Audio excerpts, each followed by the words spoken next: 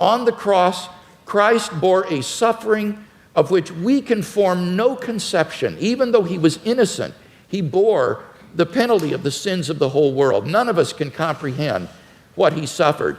And I think when we contemplate the cross of Christ and his love for us and what he was willing to undergo for us, it puts the problem of suffering in an entirely different perspective.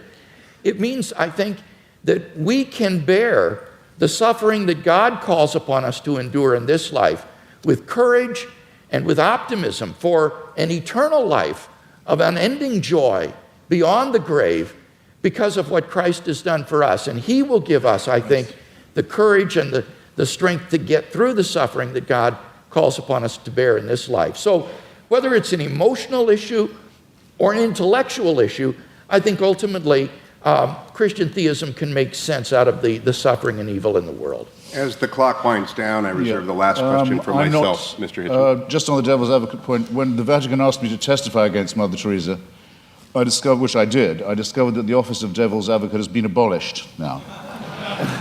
So I come before you as the only person ever to have represented the devil pro bono.